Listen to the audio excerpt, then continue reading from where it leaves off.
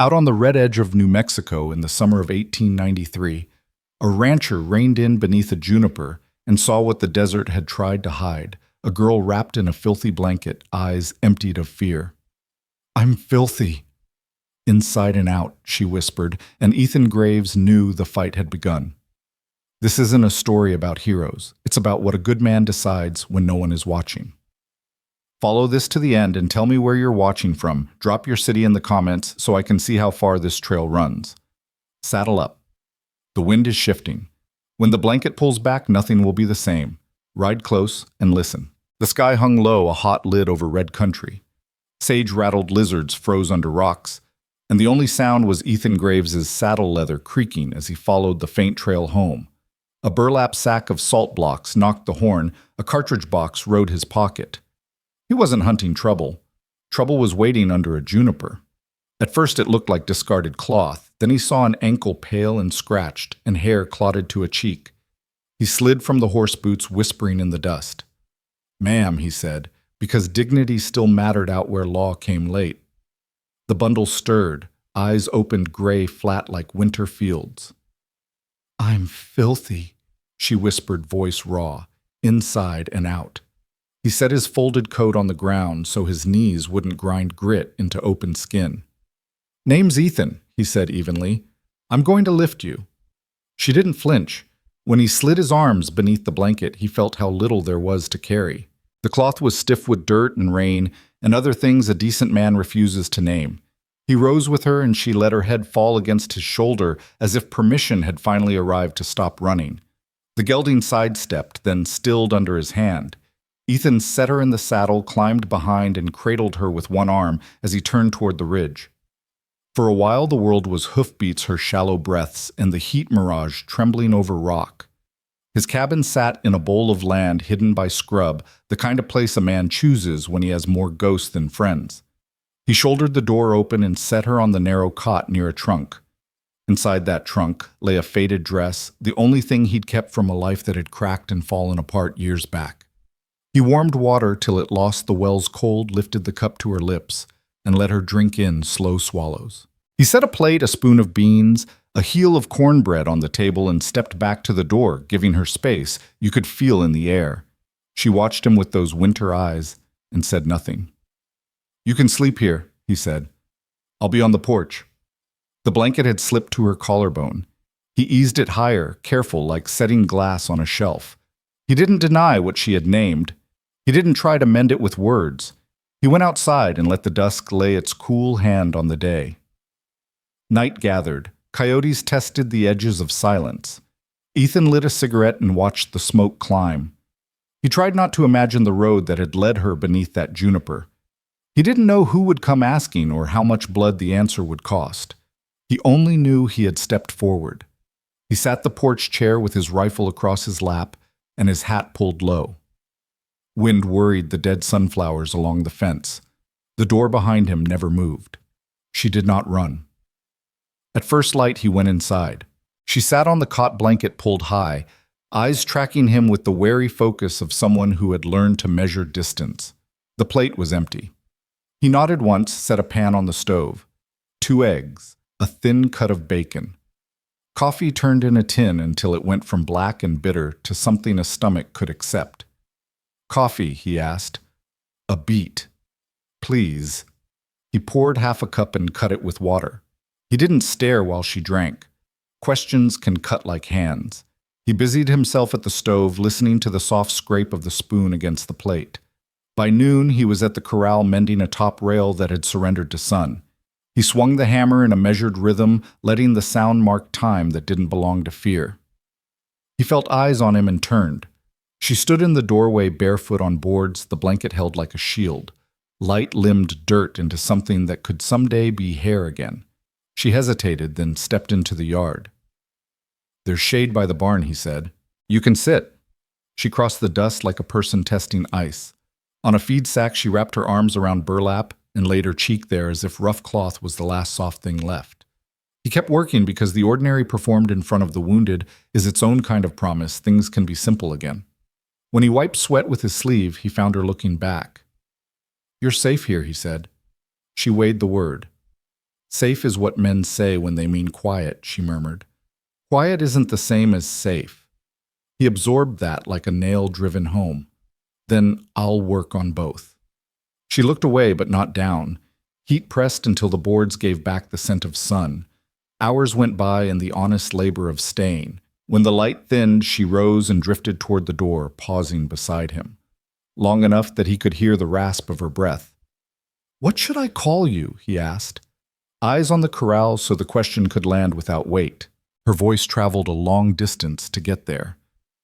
"Clara," she said, barely more than breath. He repeated it once, quiet. "Names are anchors in shifting sand. Clara, you can take the bed tonight. I'll keep the fire."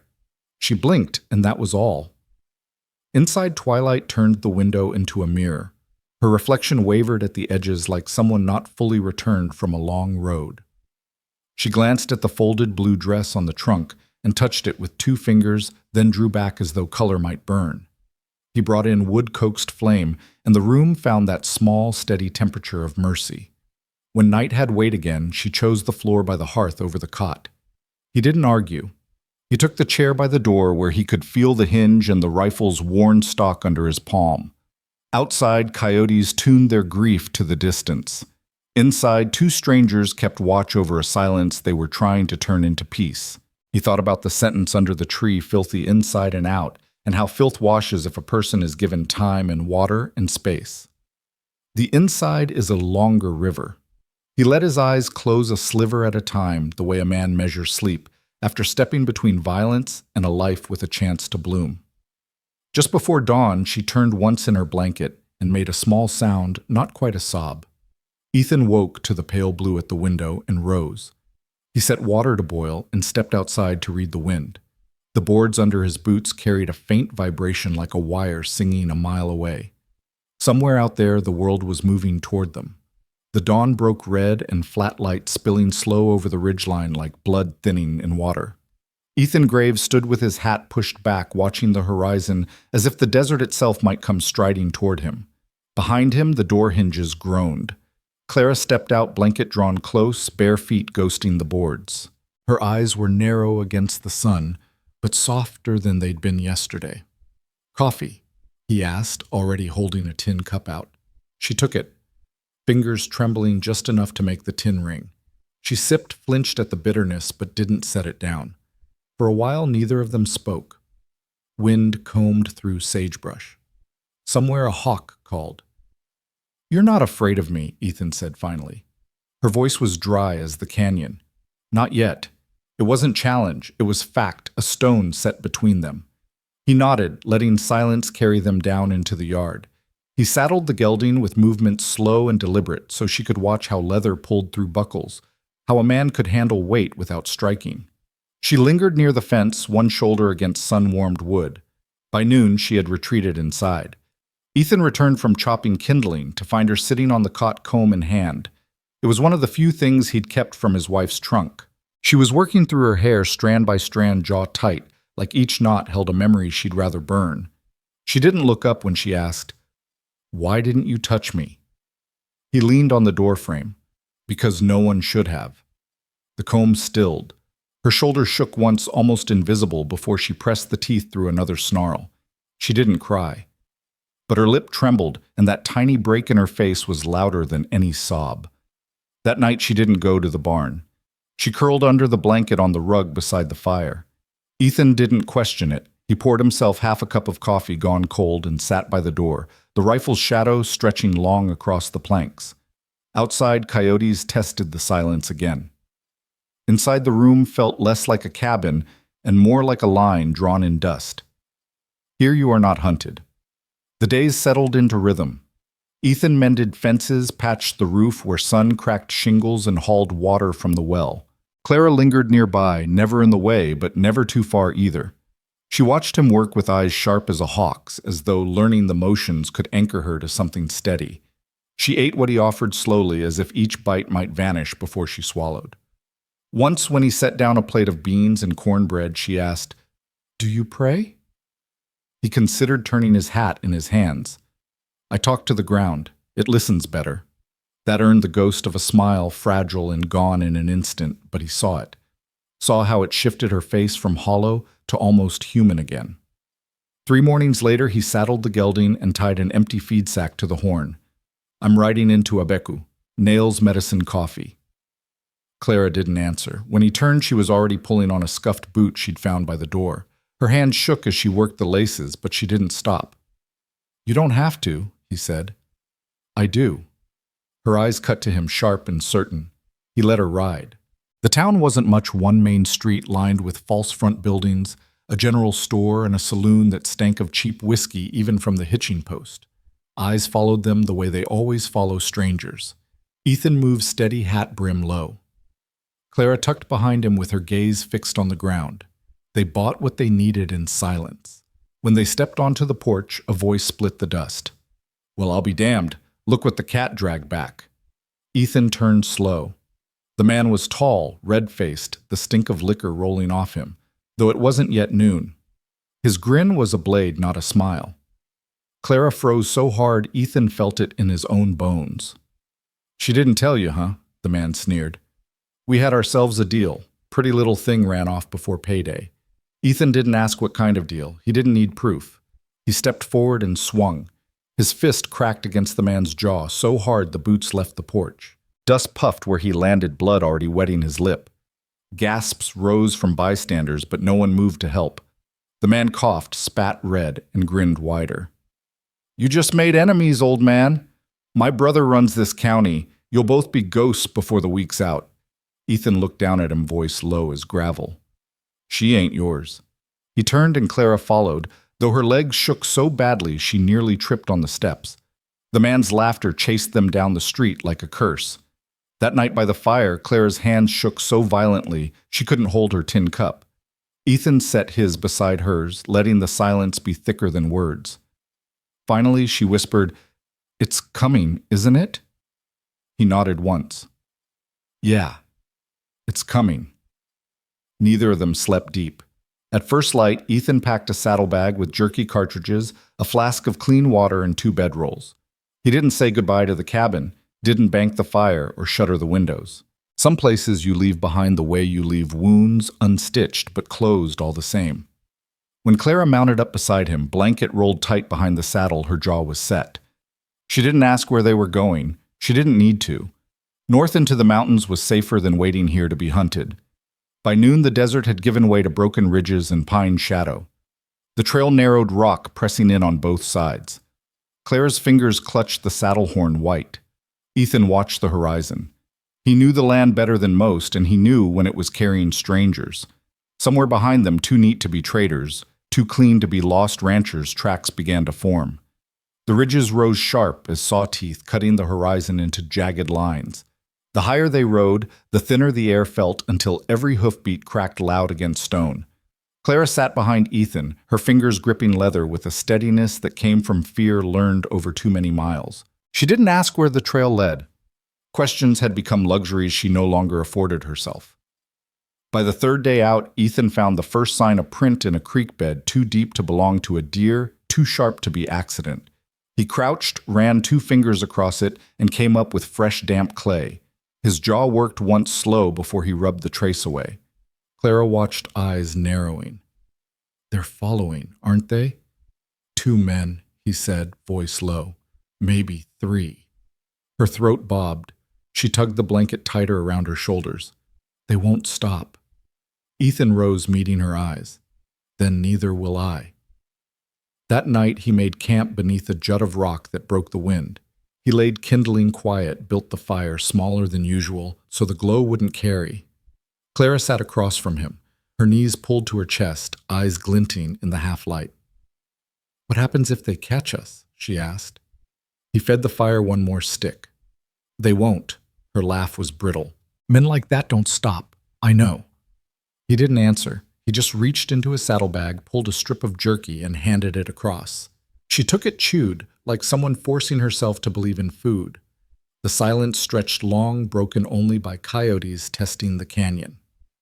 The next morning, Ethan laid a snare line across a narrow pass. When the sun angled low and shadows stretched, they heard it. The snap of rope. The scream of surprise cut short. A man dangled by his ankle rifle, clattering down the rocks. His leg twisted with a crack that made Clara flinch. Ethan dragged him into scrub. The man spat blood, grinning through pain. You think this is about her? She saw things. Things meant to stay buried. Ethan's hand tightened on the rifle, but his voice stayed cold. Who sent you? The man only laughed, teeth red. You'll see. Clara's breathing quickened, her fists clenched in her lap. She didn't cry, but the sound of that laughter carved into her like knives. Ethan silenced it with the butt of his rifle, then bound the man's wrists and left him for the night. By morning, coyotes had done the rest. They moved on. Clara's steps grew surer, her eyes sharper. She watched how Ethan scanned ridges, how he moved quiet across dry creek beds, how his boots knew where to fall without breaking twigs. She mirrored him's silent shadow. On the fourth night, the canyon lit with gunfire. Bullets whined off stone dust, spitting into their camp. Clara dove behind a rock, heart hammering so hard she thought it might echo. Ethan returned fire muzzle flash, stroking the dark. When silence finally dropped heavy as a tomb, Clara crawled to him. His sleeve was wet blood dark against worn cloth. She grabbed his wrist, voice cracking, "You're hurt." He shook her hand away gently. Not the first time. Won't be the last. Her eyes burned in the firelight. You kill for me. He looked at her steady as the ridge itself. I live for you first. Something in her cracked at that something not yet healed, but shifting toward it. She stared, trying to summon words, but none came. Instead, she pressed the blanket closer and sat beside him until the fire guttered low. The next day, they pushed deeper into the mountains. Snow still clung in shaded crevices, though the summer sun scorched the valleys below. Clara's lips cracked in the cold, but she didn't complain. She matched his pace, eyes fixed forward. That night, beneath a sky blistered with stars, she finally spoke again. You don't ask about what happened to me. He leaned back against a rock rifle balanced across his knees. Don't need to. Your eyes told it already. Her jaw tightened. Most men want the story. They want to weigh it. I'm not most men. For the first time since he'd found her under that juniper, she let herself believe that. Her shoulders lowered a fraction, breath easing out. The fire snapped. The mountains loomed silent. And somewhere in the dark, the other man who'd been shooting at them still walked free. Ethan knew it. Clara knew it. And both of them understood the chase was only beginning. The mountains kept their own counsel, saying nothing, even when the wind pressed hard enough to lift grit from the trail. Ethan watched the sky the way a man studies a ledger looking for what didn't add up. The other shooter was still out there. You could feel pursuit the way you feel a splinter under skin, small, sharp, impossible to forget. By noon, the trail pinched between boulders and a creek that ran cold as a blade. Clara's steps shortened. She didn't complain, but pain spoke in the set of her jaw. At the water's edge, Ethan halted, tied the gelding, and knelt without touching her. Boot, he said, eyes on the laces. She hesitated, then eased down on a flat rock and tugged. The leather peeled free with a wet sound. Blisters shone raw along the heel and two toes. He waited. You can, she began, voice thin. I'll be careful, he said. He swabbed the spots with water, hands steady movements, plain as rain. This'll sting. When she flinched, he paused and let her breathe through it.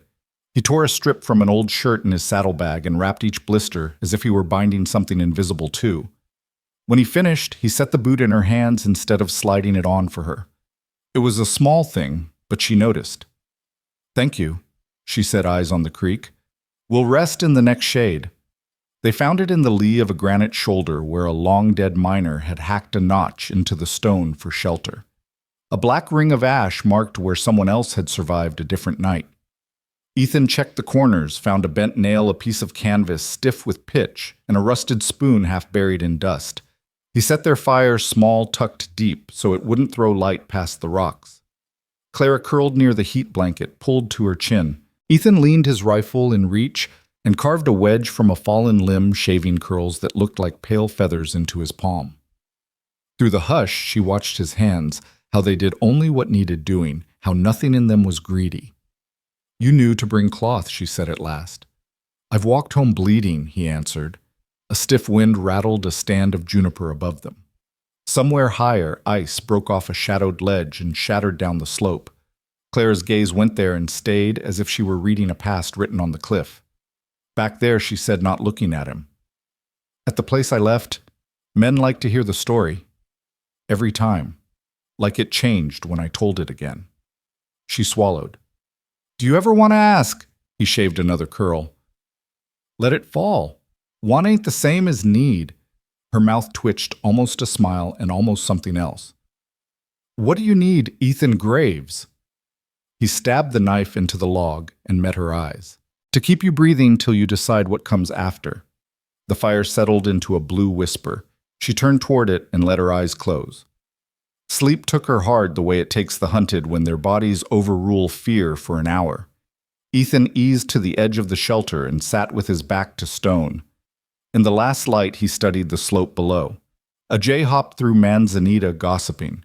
Farther down, a shard of sunlight flashed once like a mirror tilt and then vanished. He waited long minutes, counting his own breaths until a second flash winked faint from a different angle. Not sun then. Glass. A signal. The shooter was not just tracking, he was patient.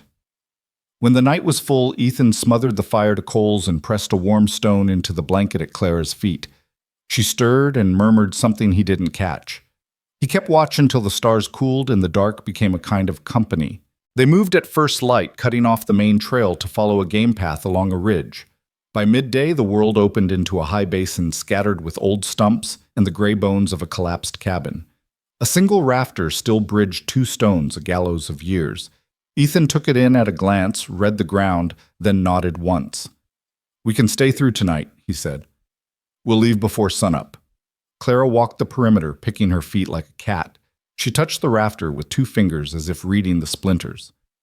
Somebody tried to live here, she said. Most do, Ethan answered.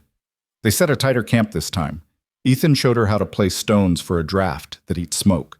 He taught her to lay damp moss over the brightest coals when a gust threatened to send sparks up like a flare. She listened sharp as if each instruction were a rung on a ladder out of a well. When the light slanted gold, he handed her the rifle. Her shoulders squared. Loaded. Not yet, he said, offering it lengthwise. Hold it.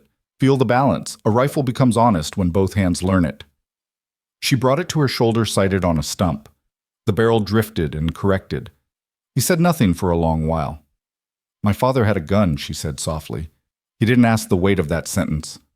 I'll put one round in. You'll listen to everything I say. She nodded. He thumbed a single cartridge home and closed the action. Feet planted, cheek to the stock. Don't crush it. Let the breath out and let the trigger break while your breath leaves.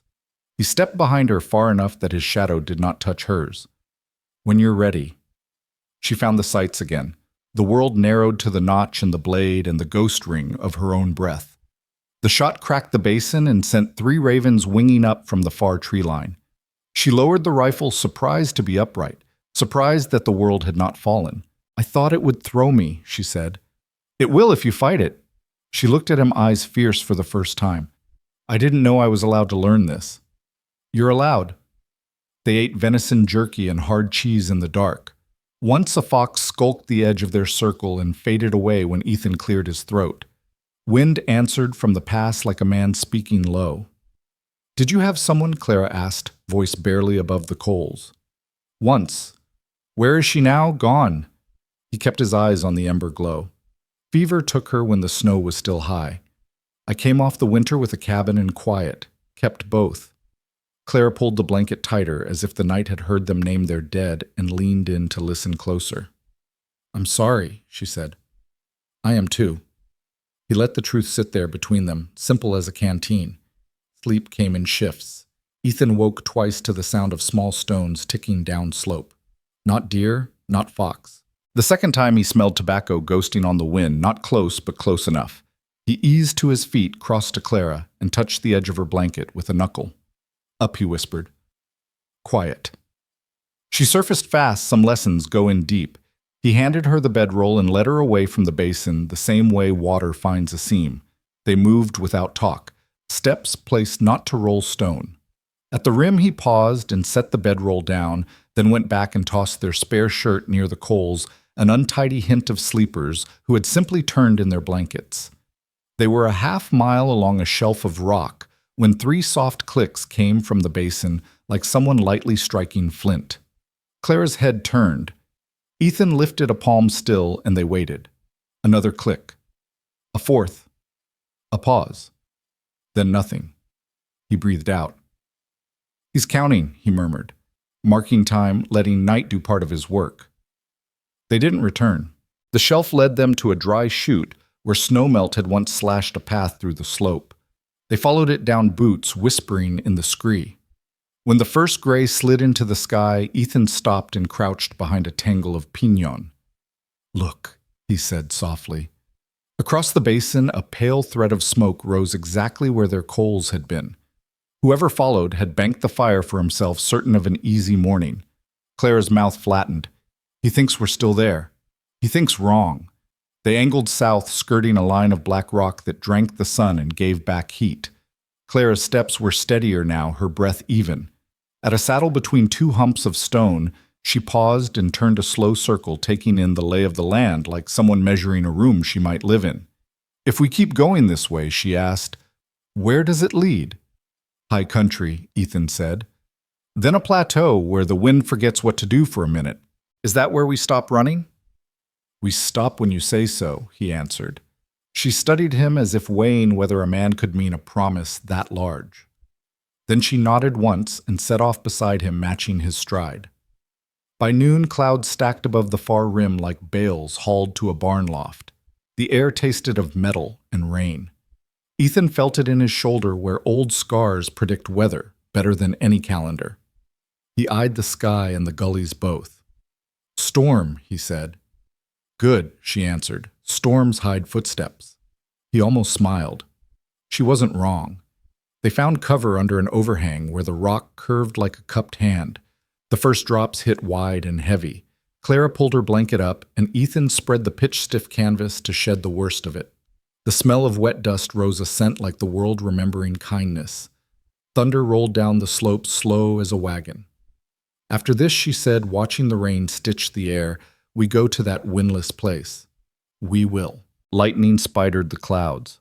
For a moment, the basin shone every stone in Juniper bright as if named. In that white cut of time, Ethan saw a figure move near the collapsed cabin far behind them, small, cautious, hooded in slicker and shadow. When the dark slammed back, the image burned on his sight like a coal. "He's still there," Clara said, not asking. "Yeah." She drew a steadying breath. "Then we keep ahead until he finds out he's the one being led." Ethan turned to her. The steel in her voice wasn't borrowed. It had been there all along, buried under what men had done. Now it was standing up. "Eat," he said, passing her the last of the jerky. "When the rain lifts, we move." They waited while the storm swept the basin clean. When it slackened to a whisper on rock, Ethan shook the canvas dry, shouldered his pack, and nodded toward the faint cut of a trail skirting the ridge. "Time to make our own weather," he said. They slipped into the wet hush, two figures strung between stone and sky, walking toward a place where a life might start again, and behind them in the rain-soft distance, smoke rose from a fire that wasn't theirs. The rain cleared in ragged strokes, leaving the land rinsed and raw. Patches of mist clung low, drifting across the trail like smoke from a fire that never cooled. Ethan Graves adjusted the cinch on the gelding eyes, cutting north toward the ridgeline. Clara walked beside him, blanket rolled under her arm, hair damp and clinging to her cheeks. She didn't shrink from the wet or the cold anymore. Her steps held a rhythm he hadn't seen in her before. By late afternoon, the sun broke through hard and white. Steam lifted from rock, the smell of minerals rising. They crossed a dry wash where tracks wrote themselves clear in the mud. Ethan crouched, palm hovering above the impressions. Boots, fresh. He studied the depth, the angle, the way the mud had pushed. "Two men," he said quietly. "One heavy, one light. Not far." Clara swallowed, her lips pressed into a thin line. "They're closer." He rose, brushing mud from his hand. "Closer means easier to deal with." She didn't answer. Her gaze stayed fixed on the trail ahead. That evening, they found a hollow under a tilted slab of granite. Ethan built a fire no larger than a man's fist, just enough to warm beans in a dented pan. Clara sat across from him, knees drawn up, eyes lost in the glow. She hadn't spoken much since the rain. Finally, she broke the silence. When you saw me under that tree, why didn't you leave me there?" He looked at her expression carved in shadow. "Because leaving would have made me something I'm not." She tilted her head. "And what are you, a man who don't walk past the dying if his hands still work?" Her lip trembled, but she forced the bean tin to her mouth, chewing slow. When she finished, she set it down with care as if not to disturb the fragile quiet between them. They turned in early. Ethan slept light rifle across his lap. Twice he heard stones shift in the dark. He didn't wake Clara. Some things you bear alone until the moment comes. At dawn, movement on the ridge caught his eye two silhouettes against the sky. One tall one, narrow, both carrying rifles. Clara followed his gaze, breath-catching. "They're watching us," she whispered. "Then let them watch." Ethan replied, tightening the cinch. They rode hard until midday, weaving through canyons where the air smelled of pine and pitch. Clara clung tight when the trail narrowed to nothing but rock teeth under the gelding's hooves. Ethan's hand steadied hers, once rough callous, against trembling fingers. She didn't pull away. By dusk they reached a small meadow cupped in the ridges. Grass lay tall and silver in the dying light. Ethan dismounted first, scanning the edges. The gelding snorted, ears twitching toward the tree line. Clara shifted uneasily. "Something's out there," she said. Ethan nodded. "Stay behind me." The rustle came low, then broke. One of the pursuers burst from the trees, rifle raised. Before Ethan could level his own, Clara's hand snatched a rock from the ground and hurled it. It struck the man square on the temple, staggering him. Ethan's shot followed a breath later. The man dropped rifle, clattering into grass. Clara froze, chest-heaving, eyes wide at what she'd done. Ethan grabbed her wrist, voice sharp but steady. "Don't look at him. Look at me." Her gaze locked on his, and for a long moment silence swallowed the meadow. "You kept us alive," Ethan said. "Don't forget that." The second pursuer's shout echoed from the ridge, raw with rage. A shot rang, sparking off stone near Clara's feet. Ethan hauled her down behind a fallen log, bullets cracking the air. He returned fire, muzzle flash, tearing at the dark. "Run," Clara gasped. "No," Ethan growled. "We finish." They lay pinned until the gunfire stilled. Ethan's ears rang his pulse, hammering. When he rose, rifle leveled, the ridge was empty. Whoever had fired had melted back into shadow. The silence after was heavier than gunfire. Clara pressed her face into her blanket, shaking. Ethan knelt beside her, resting a hand on her shoulder. "It's not over," he said softly. "But we're still here." That night they didn't light a fire. They sat in the dark, listening to the night creatures stir. Clara's voice broke the silence, once soft as the wind. "You kill for me," she whispered again, echoing the words she'd spoken nights before. Ethan's reply was the same, steady and low. "I live for you first." Her eyes glistened in the moonlight. She leaned her head against his shoulder, not seeking comfort, but offering trust. And for the first time since he'd found her beneath that juniper tree, Ethan felt something shift inside her, something that whispered she wasn't just surviving anymore. She was beginning to fight. They moved on at first light, leaving the meadow and the body behind. Clara walked taller now, carrying the rifle slung awkwardly but determined. Ethan watched her from the corner of his eye. The storm had carved her raw, but it had not broken her.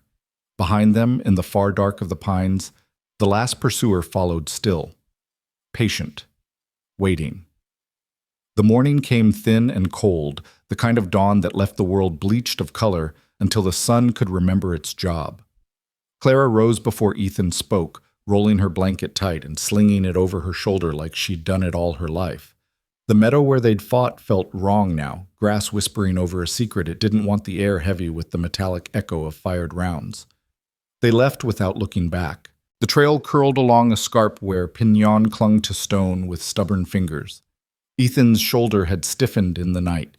He hit it well, but not from someone who had learned to read pain without asking. Mid-morning, when he reached for the canteen and breathed short through his teeth, Clara stopped. "Sit," she said. "Keep moving," he answered. "Sit," she repeated, and there was iron in it. He lowered himself onto a sun-warmed rock. She took the canteen, poured a little into the tin cup, and set the rest to boil on a nest of twigs she'd gathered without him seeing. Her hands were careful as she unwrapped his sleeve. The bandage came away red and stiff. She didn't flinch at the rawness beneath, just went quiet the way people do when they step into a church and remember how to be small. "This will hurt," she said. "I've had worse." "That isn't what I asked."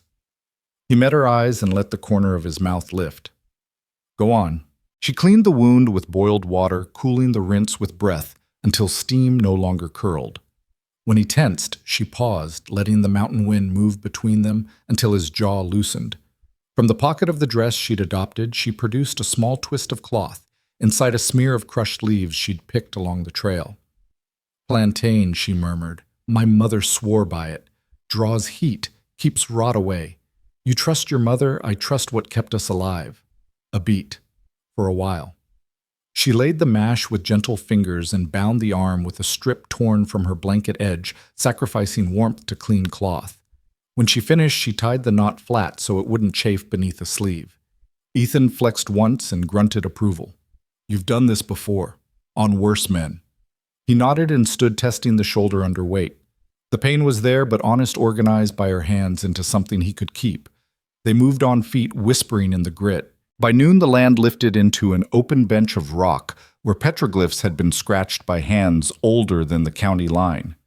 Elk with thin legs ran in a black river along one wall. Next to them, stickmen raised bow and lance toward a sun like a wheel. Clara paused, palm hovering a breath over the carved groove without touching. "Someone was here," she said softly, "and wanted to be remembered." "Most do." Ethan said the echo of last night's line, returning uninvited. He scanned the far rim.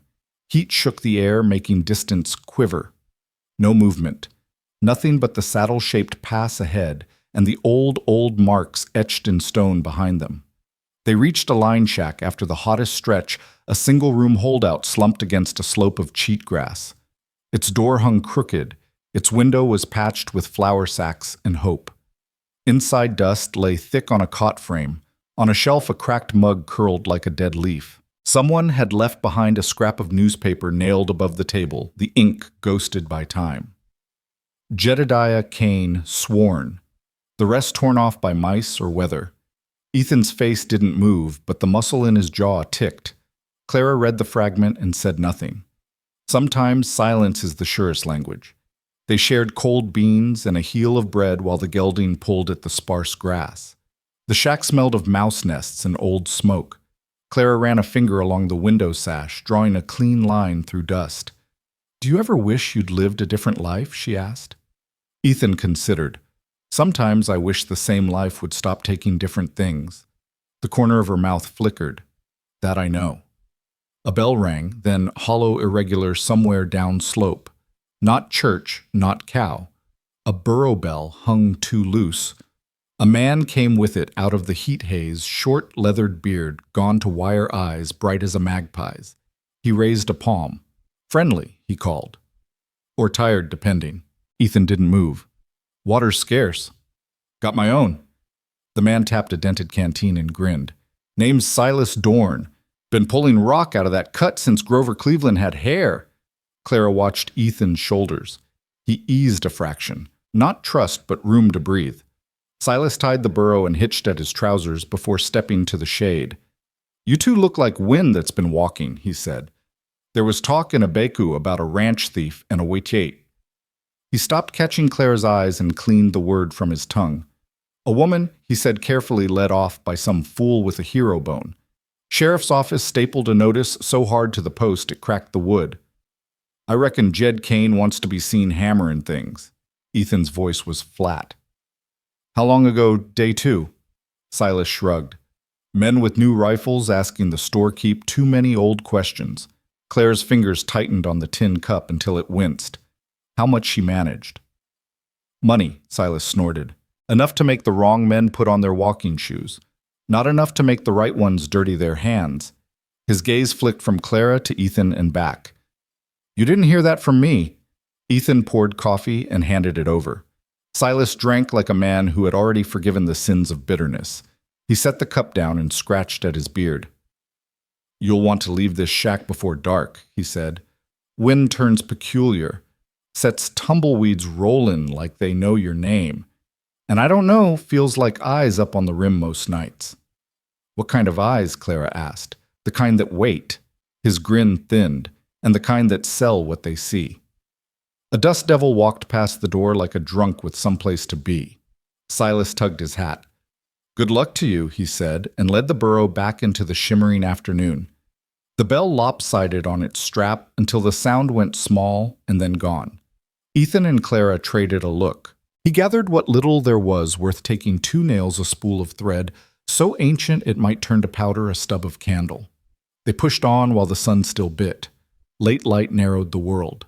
Shadows climbed the slopes until the pass looked like a mouth. They took it anyway. Sometimes you walk through fear because the map says there's no other way. Beyond, a shallow basin opened, ringed by rocks that had fallen from higher when the earth was young. In the center, scrub and a single twisted juniper offered half a shelter. They made no fire. The evening came on quick, as if the dark had been waiting behind the ridge and dropped the moment the sun gave it permission. Wind skated low along the ground, carrying the dry hiss of seed heads. Ethan set the rifle across his knees and listened with his whole skin. Clara sat with her back to stone blanket pulled high, eyes adjusting until the shapes of things separated from the general dusk. The smell of smoke came first faint, not theirs. Then a glow bobbed along the upwind rim, weird low and rolling. A tumbleweed lit from its heart fell toward them with malevolent patience, nudged by a hand that didn't want to show itself. Another followed, and another, a slow-motion cavalry of sparks. Down Ethan said, already lunging to his feet.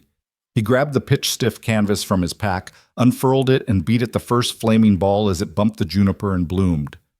Fire roared up the dry limbs like the tree had been holding its breath all year. Heat slapped their faces. Clara dragged the bedrolls clear while Ethan shoved the burning tumbleweed into a patch of bare ground and stomped until his boot soles stank. A rifle cracked from the dark on the rimstone spat near Clara's knee. She dropped behind a rock, mind racing. The world had narrowed before to a mouth of fear. Now it narrowed to the clean machinery of what Ethan had taught her. She slid the rifle to her shoulder. "Breath in, let it out, don't crush the stock. Give me a mark," she called, voice steady by will. Left of the bright where the shadow breaks, Ethan answered through smoke. She found it a black wedge against deeper black, a shape that was not stone. She didn't fire at it. She lifted the muzzle 2 hand widths to the right, where a spindly deadfall leaned over the rim like a gallows, a rope looped through its top from some miner's old scheme. Her shot split the rope. The deadfall lurched, rocked, then tumbled, dragging brush and scree. Gravel poured like water, a sudden small avalanche roaring down the slope. A curse ripped the dark, followed by the wild scrabble of boots losing purchase. Ethan swore admiration under his breath. "Move!" he snapped, and they moved away from the burning juniper around the basin's shoulder into a notch cut long ago by winter floods. Smoke covered them like a rough blanket. Heat drove tears they didn't have time to wipe. Behind the rim spat sparks and anger, then fell still, except for the groan of settling rock. The notch delivered them to a dry gully that funneled the night wind like a throat. They pushed along it, knees banging, stone hands scraping when they slipped. When at last they crouched behind a lichen-slick boulder and looked back. The basin was a dull red eye, no pupil, just rage. "Did I?" Clara began. "You bought us time," Ethan said. "That's the best kind of winning." She nodded, chest heaving but measured. The rifle trembled a little in her hands. She rested the barrel on the rock and let it breathe for her.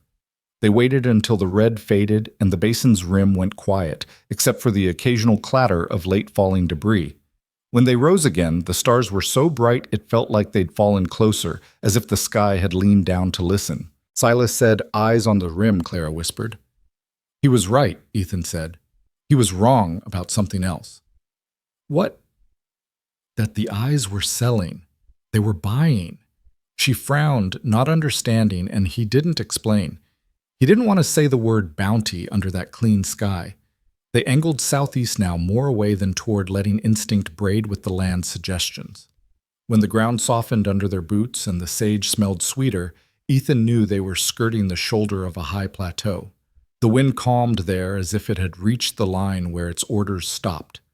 Clara halted, looking across the faint promise of level ground. "Is this the place where the wind forgets?" she asked. "Not yet," he said. "But it's the road to it." They walked that road until the night thinned and a pale seam opened in the east. Clara's steps were even her shadow long beside his. Somewhere behind them a man crawled out from under rockfall with a new respect for gravity and a hatred that had learned their smell. Ahead, a shelf of land waited with space enough for breath. Ethan glanced at Clara. Smoke had smudged her face. Wood ash streaked her forearm where she'd dragged the bedrolls. Her eyes, though, were clean. He felt the ache in his shoulder and tested it against the shape of the morning. It would hold. "We keep going," he said. "I know," she answered. Two figures small against the country moved on. Between them a short tether of promise stretched, not a rope, not a vow spoken out loud, but something that pulled both without bruising either. The day would have its say. So would the men behind. But for the first time since the juniper tree, the trail felt like it could carry more than flight. It felt like it could carry a life. They followed the shoulder of land until the light shook itself fully out of the east. The world opened into a long shelf where grass grew in spare combs and basalt thrust through like black ribs. The wind eased as promised, and for a spell their footsteps were the loudest thing moving. Ethan felt it in his bones, a place where a person could hear his own mind again. They didn't stop. Still, as the sun climbed the taut wire inside them, slackened a notch.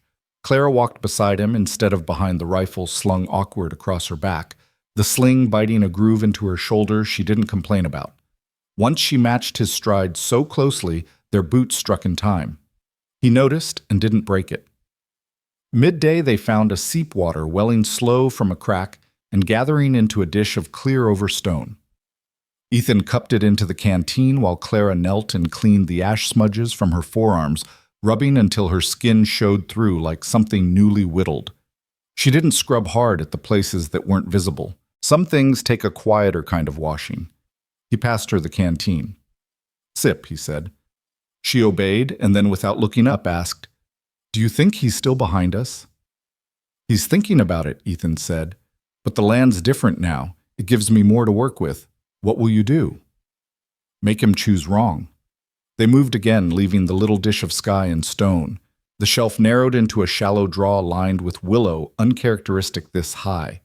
The leaves talked in a sound that wasn't quite wind, not quite water, something born between.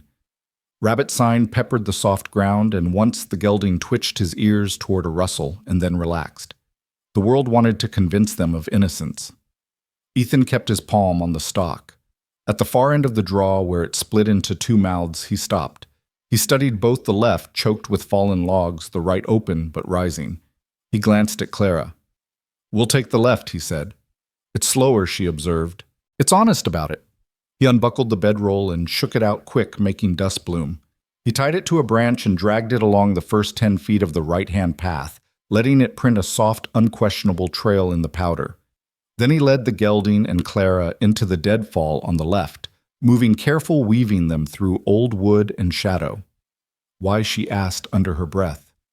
"Because a man who's waited this long already has a picture in his head," Ethan said.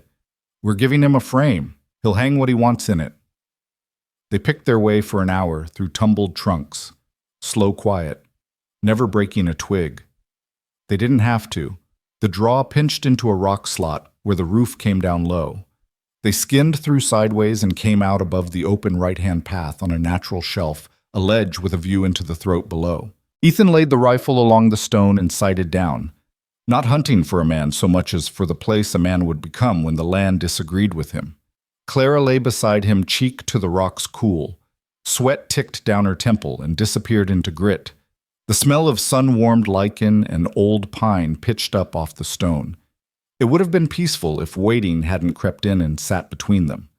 The first sign was a bird, a small nervous thing that skittered right and then left and settled again as if it had miscounted the number of beats its heart was supposed to race. Then came a small trickle of gravel from the open path. Not much. Just a man announcing his weight to the world because he couldn't help it. Clara's hand found the butt of the rifle without looking. Ethan didn't move.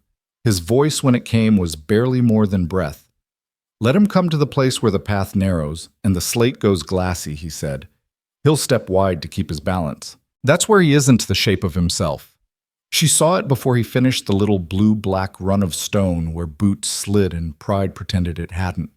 She breathed out, settled into the slope, and watched. The man appeared in sections, hat first, then shoulder and barrel, then the rest of him strung thin with patience and hate. He moved like someone whose boots had learned his temper. He paused at the split, glanced at the prints they'd left with the bedroll, and smiled, quick, satisfied, ugly. He took the right-hand path without hesitation, eager to be right. Proud Ethan whispered. The man was careful until the stone asked him not to be. He stepped to the wide side, weighed out, and for a heartbeat, his whole body wasn't the way a man usually holds himself. That's when Ethan spoke, not loud, not quiet. Drop the rifle. The man froze. He didn't see them yet.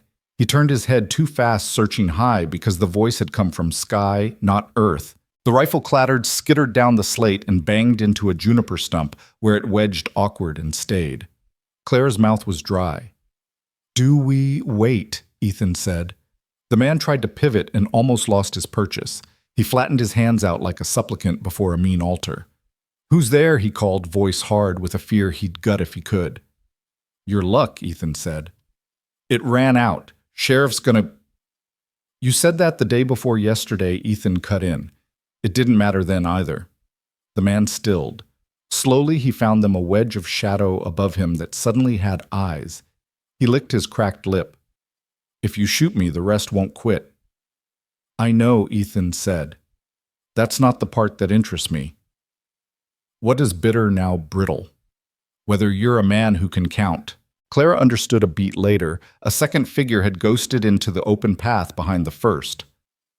Farther down, another shadow, with a rifle face wrapped in a scarf against dust, careful and content to let his partner trip the wire. Ethan had wanted voices. Now he had two. The one below, he said lazily, as if the air were a saloon.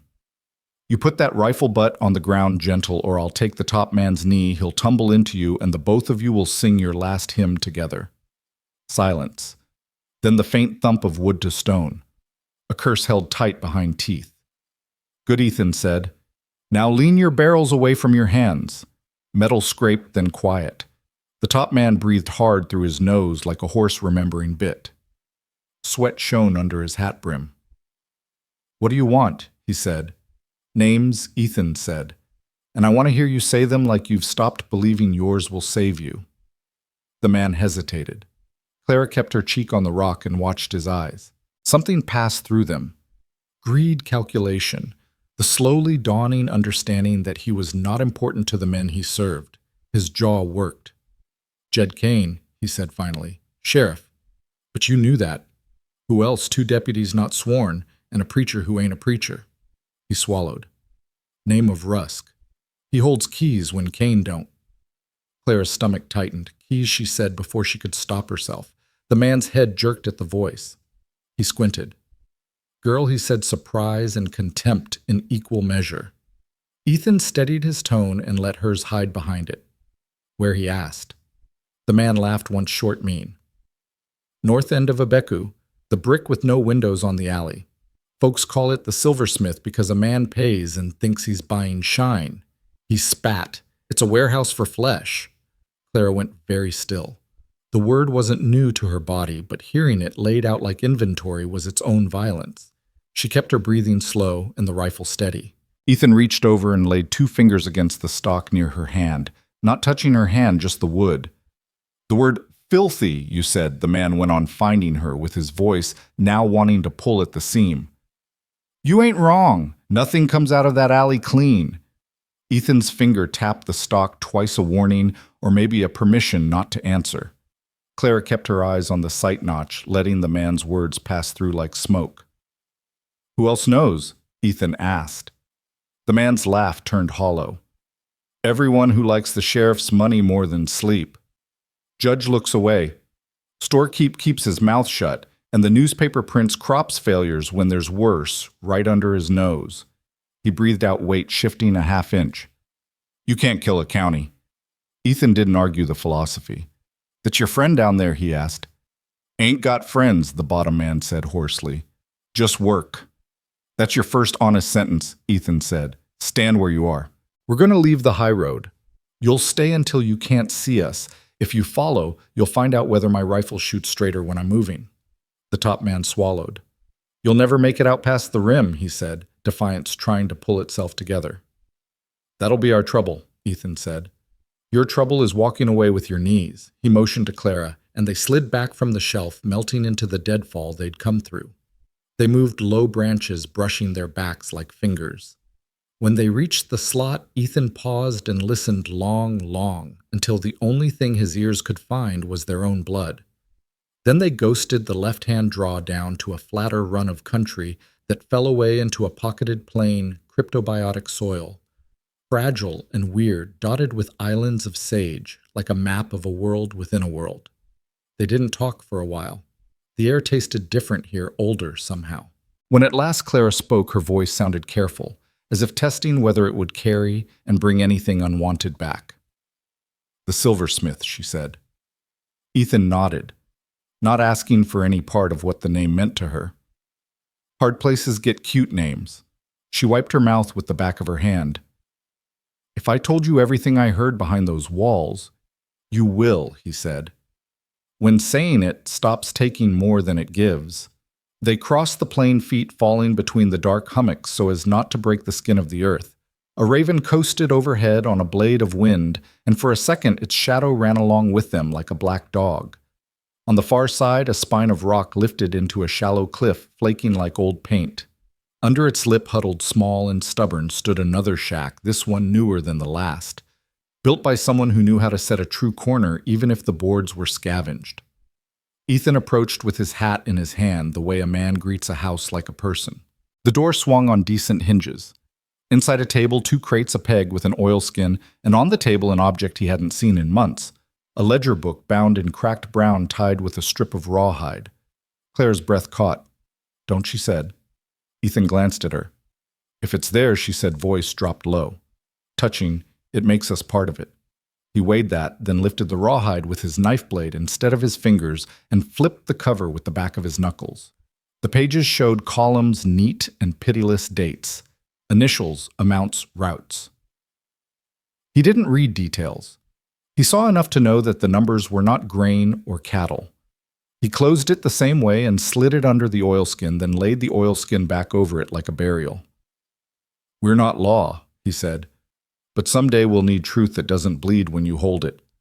Clara stared at the peg. "Someday," she echoed. They took the shack for the night.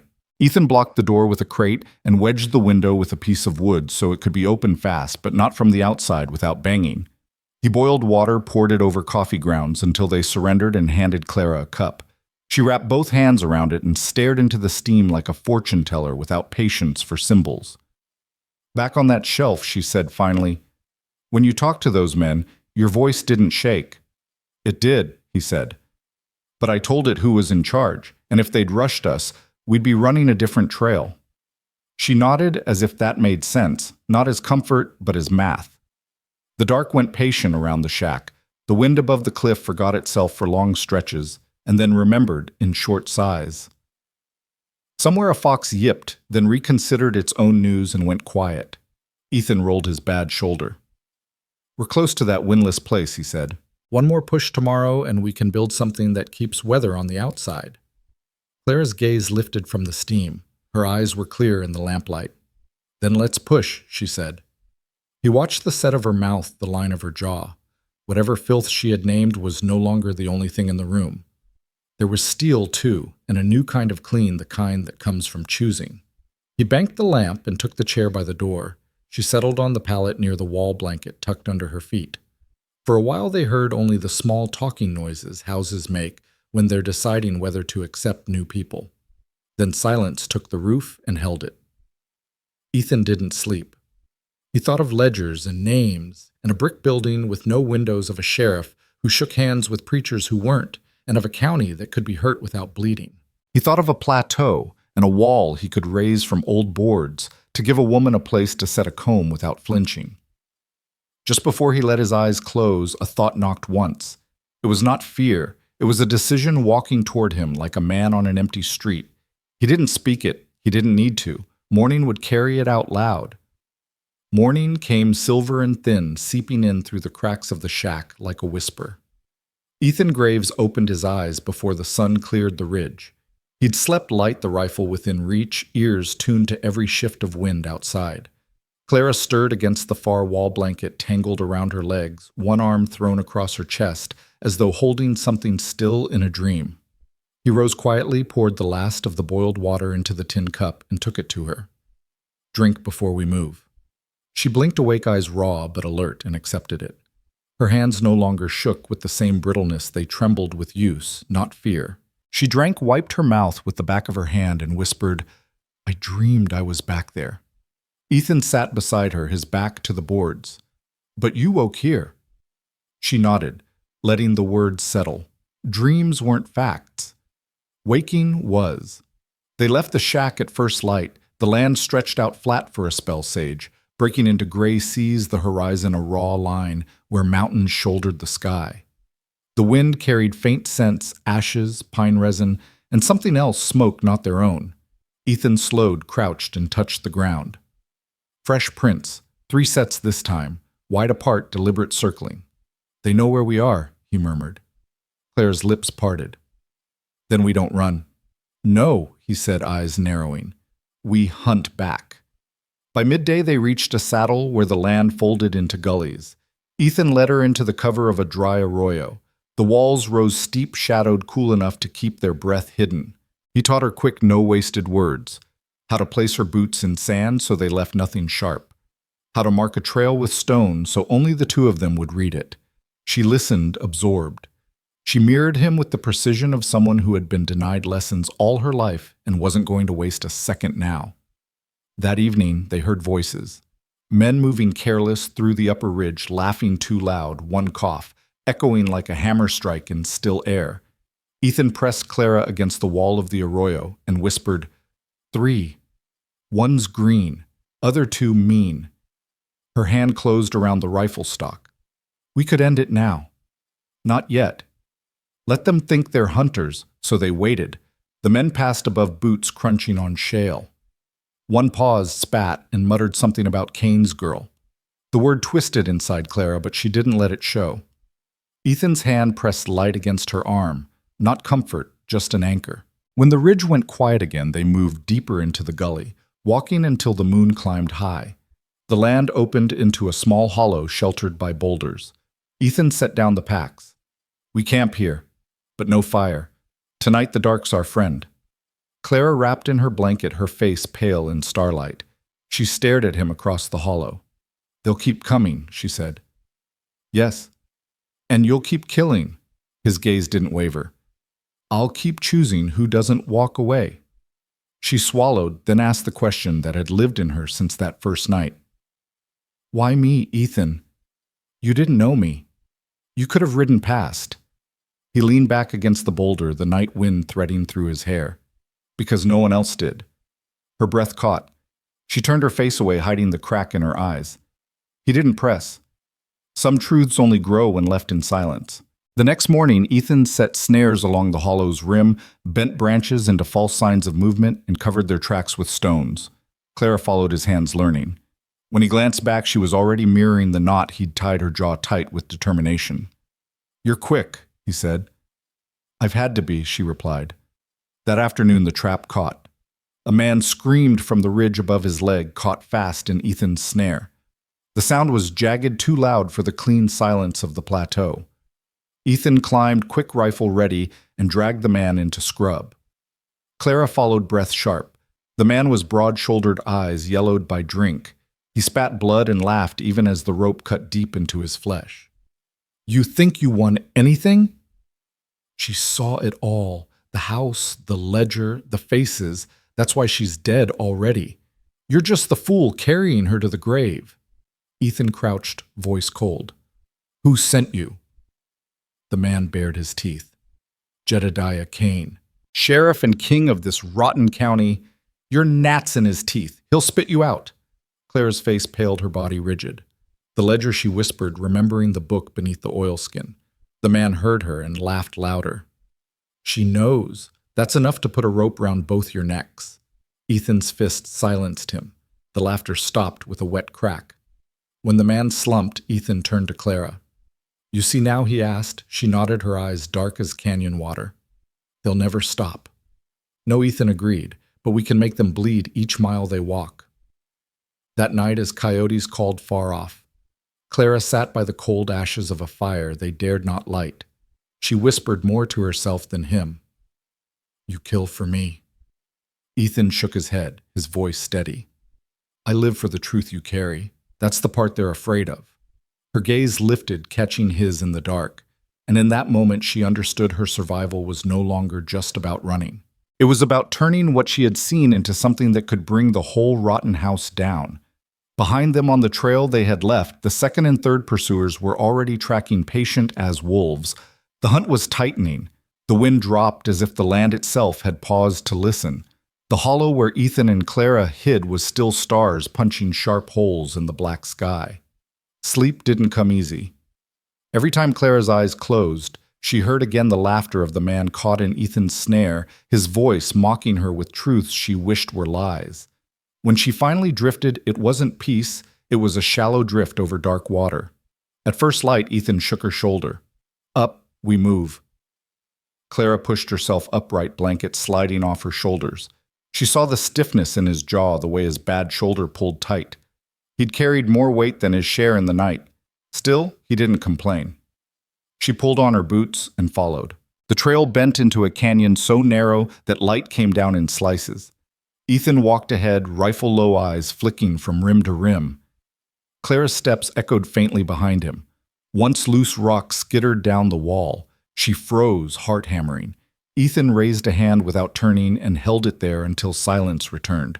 Only then did they move forward. By midday, the canyon spilled into a plateau rimmed with black pine. They rested under the cover of the trees. Ethan studied the horizon while Clara split dried meat with her knife.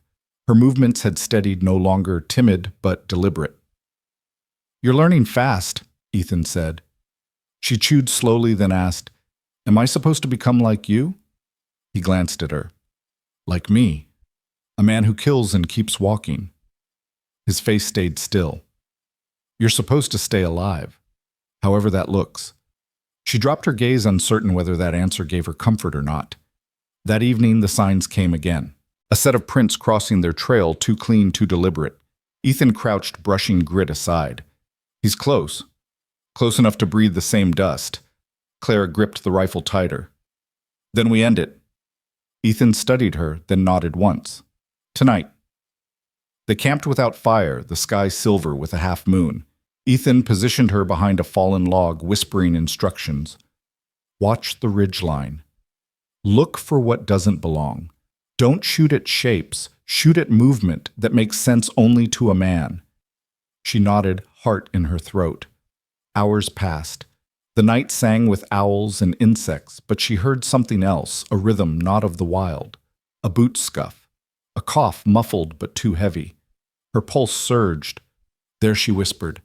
Ethan had already seen it, a figure moving low, trying to use shadows that weren't deep enough. Ethan's rifle barked once, the sound shattering the still. The figure cried out, fell, then went silent. But another voice rose from the dark, ragged and furious. You think you can take us all, she's marked. She belongs to Cain. Clara's body locked. The words tore through her like claws. She wanted to scream back to deny it, but Ethan's hand found her shoulder. His voice was calm. Don't give him your breath. Save it for your shot. The second man's rifle cracked the bullet, sparking off the rock above them. Clara raised her weapon, remembered Ethan's words, feet planted cheek to stock. Don't crush it. She squeezed. The recoil shocked her shoulder, but the sound that followed the grunt, the heavy collapse in brush, was different than she imagined. Real. Final. Silence fell. Her chest heaved, every breath jagged. She started, but the word died. Ethan lowered his rifle. You lived, he said. That's the sentence that matters. Clara stared at the dark where the man had fallen. Her stomach turned bile sharp at the back of her throat. Yet beneath the sickness was something harder, a strange, fierce relief. For the first time, she wasn't just prey. At dawn, they searched the ridge. Two bodies lay sprawled, eyes glassy, rifles cooling in the dust. Ethan stripped cartridges, checked boots for fit, and rolled the bodies into a ravine without ceremony. Coyotes will do the rest, he said. Clara turned away, pressing her hand to her mouth. He let her. They moved on. By midday, the trail rose toward high country, the air thinning cooler. Clara kept pace without faltering. Ethan noticed. He also noticed the quiet set of her jaw, the way she didn't look back. That night when they camped near a creek, Clara sat by the water, scrubbing her hands raw, though no blood touched them. Ethan came beside her, crouched low. "You did what you had to," he said. Her voice cracked. "I killed a man. You killed a hunter. There's a difference." She closed her eyes. "Does it ever stop?" Ethan didn't lie. "No, but it gets quieter." She nodded, water dripping from her fingers. Then she asked, almost too soft to hear, "Am I still filthy inside?" His hand brushed the back of her wrist, light as a promise. "No. You're fighting. That's clean." For a long time she stared into the water. Then slowly she let her shoulders ease. The sound of the creek became something close to comfort. But far down the trail, beyond the reach of water and starlight, word of what they'd done was already traveling. Jedediah Kane would not take two dead men quietly. The county itself was beginning to stir. The creek ran silver under the moonlight, cold enough to numb the fingers, but steady in its song. Clara slept at last, her breath low and even beneath the blanket. Ethan stayed awake. He sat against a pine trunk, rifle across his lap, watching shadows shift where the water bent. His shoulder burned from the wound, and his mind burned worse from the thought of Kane's name, reaching ears that could raise whole towns against them. When dawn touched the pines with gold, Clara rose without being called. She tied her hair with a strip of cloth torn from the hem of her dress and helped pack without waiting for instruction. Her face was pale, but her hands were steady. Ethan studied her in silence, noting the quiet strength growing in her stance. They climbed into higher country. The air thinned crisp with the bite of old snow hidden in shadows. Ravens wheeled above their cries, slicing through the quiet. Clara stopped once to look out across the valley they had left behind. "Feels smaller from up here," she murmured. "Everything does when you put distance on it," Ethan said. By midday, clouds gathered bruised purple against the ridge. The storm came fast, hammering rain down so hard it stung skin. They found cover in a shallow cave where ancient smoke had blackened the ceiling. The thunder rolled until the mountain shook with it. Clara huddled near the back blanket around her shoulders, eyes wide at each crack of lightning. Ethan built a small fire, careful to keep the smoke thin, and set their clothes to dry on stones. "Storms don't last," he said. She glanced at him, lips pressed tight. "Neither do people." He looked into the fire, its light carving harsh shadows on his face. "Some last as long as they need to." She considered that, then asked, "How long do you think we have before Kane finds us again?" Ethan tossed another stick into the flames. "Not long enough. Which means we have to decide whether to keep running or make a stand." Her chin lifted. "If we keep running, he'll never stop. If we fight, maybe he does." It wasn't the answer of a victim anymore. It was the answer of someone who had tasted survival and found her teeth in it. Ethan saw that and gave a single nod. When the storm passed, the world smelled scrubbed, raw, wet pine earth, turned over air sharp enough to taste. They moved on, following a deer track that wound through aspens. The trees whispered together, pale trunks shivering in the breeze. Clara's fingers trailed one as she walked, grounding herself in the cool smoothness of its bark. That evening, they reached a plateau where the wind finally forgot itself. The sky stretched wide stars, flaring cold and near. Ethan chose a hollow between boulders and built a fire big enough for warmth. For the first time in days, he didn't worry about smoke giving them away. Clara sat close, combing her hair with deliberate care. She glanced at him through the strands. "If I told you what I saw in that place, the silversmith." Her voice broke, then steadied. "Would you believe me?" "I'd believe every word," he said simply. She stared into the fire eyes, reflecting flame. "Men brought girls through like cattle. Younger than me. Some never came out again. I heard names. Rusk, 2 deputies, and Kane himself. They laughed like it was business." Ethan's jaw tightened. "That ledger in the shack, was it theirs?" "Yes," she whispered. "Every deal, every name. Proof." He leaned forward, elbows on knees. "Then we're not just running anymore. We're carrying the only thing that can gut Kane's power." Clara's hands clenched in her lap. "If that's true, they'll never stop." "No," he agreed. But now we know why. They sat in silence, the fire snapping between them. Above the stars turned slow, ancient, and indifferent. Clara's voice came again, quiet but strong. If we live through this, Ethan, I don't want to be the girl under the tree anymore. He turned his gaze on her, steady and sure. You already aren't. Her eyes shone, and for the first time she didn't look away. Far below, unseen in the valley, a rider spurred hard toward a beku carrying news of dead men and a rancher gone rogue. The storm between Ethan, Clara, and Kane was gathering its final weight. The plateau stretched wide and clean, a table of land with the sky laid open on it. Ethan chose a spot near a crooked pine where water seeped out of stone and trickled into a shallow pool. Here, he said, and set down his pack as if planting a flag. Clara looked around, the wind teasing her hair. You mean to stay? He nodded. We've run far enough. Now we build. So they did. Ethan felled slender pines, trimmed the limbs, and dragged them into a rough square. Clara worked beside him, hauling branches, stacking stones for a hearth. Her palms blistered, but she didn't complain. At night she wrapped her hands in cloth and still carried wood the next morning. Within a week, 4 walls rose. Gaps leaked daylight, but the shape was there, a cabin where none had stood before. Clara watched it with something like wonder. I never thought I'd be part of building anything again. Ethan paused, wiping sweat with his sleeve. Then it's time you did.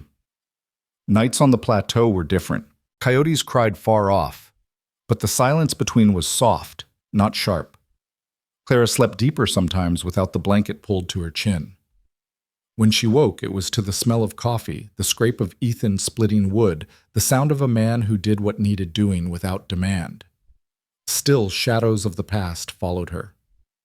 One evening, while Ethan patched the roofline, Clara sat near the fire, her comb working slow through her hair. She spoke without looking up.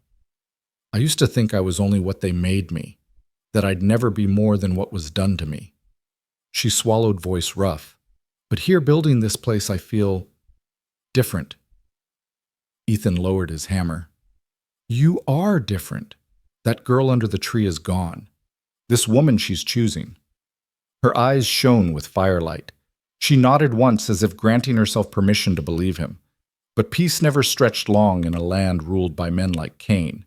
A trader came through the plateau one afternoon, a gray-bearded man with a pack mule loaded with flour and nails. He stopped when he saw the new cabin. Didn't expect to find neighbors up here, he said, scratching his chin. Ethan offered him water. Clara stood back, wary. The trader drank deep, then leaned close. Word down in Abeku is Cain's furious. 2 of his men never came home. There's talk of a bounty, posters with your description, rancher. And hers, his eyes flicked to Clara. They say she knows things that could ruin him. Clara stiffened. They're right. The trader glanced between them, then lowered his voice. Careful who hears you. Not everyone in this county has ears for truth. Some have ears only for coin. When he left, silence fell heavy. Clara stared at the ridgeline, the weight of what she carried pressing down again. Ethan came beside her, his voice even. We know the shape of it now. Ledger names the silversmith. It's more than survival. It's justice. Clara's hands balled into fists. If we hide here, Cain keeps hurting others. If we speak, he comes for us. Ethan studied her profile against the firelight. Then we'll choose the fight. But on our ground, not his. For the first time, Clara didn't flinch at the word fight. She looked him in the eye and said, Then teach me everything. And so he did. Day by day, he showed her how to set snares, how to load cartridges without fumbling, how to read sky and soil for weather. She learned to walk like silence itself, to breathe steady when fear would have her shaking. At night, after training, they sat by the hearth. She practiced steadying her hands by carving notches into scrapwood, each cut straighter than the last. Ethan watched, saying little, but his eyes told her he saw the change. Weeks passed. The cabin walls grew tighter. Clara's steps grew surer. The plateau became theirs, but always with the knowledge that somewhere below, Cain's men still searched. And though Ethan never said it out loud, he knew in his marrow the fight wasn't done. It was only waiting for its stage. Autumn crept across the plateau, laying fire in the aspens and sharpening the night air. Clara pulled her blanket tighter one evening as the wind rattled through the half-finished shutters. Ethan fed another log to the fire, the sparks climbing like prayers. No one answered. It should have been peace, but news had a way of crawling up mountains on the backs of traders and drifters. 3 weeks after the gray-bearded trader left, another rider came. A lean man in a patched coat, his horse gaunt, his eyes darting like a thief's. He asked for water, and Ethan gave it, but the man's tongue was quicker than his manners. "Sheriff Jedediah Kane's gone mad in town," the rider said between gulps. "Says a rancher stole what was his. Says the woman with him's a liar who'll burn the county down. Posters everywhere. Bounty's double what a good herd fetches." Clara stiffened at the doorway, fingers curling into her skirt. The rider's eyes lingered too long on her face. Ethan caught it, stepped closer, and said low, "You've had your water. Now ride." The man rode. Dust swallowed him at the ridge. Clara whispered, "It's begun, hasn't it?" Ethan's voice was gravel. It never stopped. That night, neither of them slept much. Clara sat near the fire comb, moving through her hair, hand shaking but steadying with each stroke. She stared into the flames and said, "If Kane owns the law, then law won't save us." Ethan nodded. "Then we go higher. A judge who doesn't eat out of Kane's hand. We put names in daylight." Clara's eyes flicked up. "The ledger. It's proof," Ethan said, "and your voice." Together, they crack him open. The next morning, he saddled the gelding and packed light food water cartridges, the ledger hidden under oilskin. Clara mounted without hesitation. They rode off the plateau down trails that smelled of pine pitch and cold stone. Abeku lay 2 days south, but they turned east instead toward the circuit trail where word was a judge rode once a season. Their path wound through canyons scarred with old fire. Burnt stumps rose like blackened teeth, and the air carried silence heavy enough to choke. On the second day, as they crossed a dry wash, Clara's horse balked. Ethan's instincts pricked. He dismounted, crouched low, and brushed at the dust. Fresh prints again too fresh. And the ash smell wrong. Not wildfire. Pipe smoke. "They're here," he murmured. Clara's grip tightened on the reins. "Then we fight." "No." His eyes scanned the ridge. "We let them show their hand first." They moved fast, cutting through side gullies, doubling back where stone confused tracks. But by dusk, the proof came a flash of light on glass, the gleam of a rifle scope, catching the sun for a heartbeat. Ethan dragged Clara into cover. Bullets slapped stone, whining. Clara crouched, breath sharp. "He's not alone." "Never is," Ethan growled. They fired back only enough to buy space, then slipped into the shadows of the canyon. Hours later, under the heavy dark, they camped without fire. Clara pressed close to Ethan, whispering, "We'll never reach that judge alive, will we?" He met her eyes in the starlight. "Alive is what we decide each mile." She swallowed. "Then I'll decide it." Her words carried weight. They pressed against him like the stock of a rifle. He nodded once. The next day they rode into a small settlement, little more than a church, a smithy, and a cluster of cabins. The place stank of coal smoke and fear. Men paused in their work to watch them pass, eyes full of suspicion. Ethan felt Kane's shadow here, long and heavy. Inside the general store, whispers rose. One man spat, "That's him." The rancher. And the girl. Clara froze. Ethan set his coins on the counter, bought coffee and nails, and turned. But the murmurs grew like dry grass catching spark. Then came a voice, smooth, practiced, poisonous. Well, well, the prodigal rancher and his prize. At the door stood a man in a long black coat, Bible in one hand, pistol on his hip. His smile didn't reach his eyes. Clara went rigid. "Rusk," she breathed. The false preacher tipped his hat. "Sheriff Kane sends his regards." And his rope. The store fell silent, every gaze heavy as iron. Ethan shifted, putting himself between Clara and the preacher. His hand hovered inches from his rifle. This wasn't survival anymore. This was the opening of war. The store held its breath. The preacher who wasn't a preacher, Rusk, stood framed in the doorway, black coat stirring in the draft pistol, hanging easy on his hip.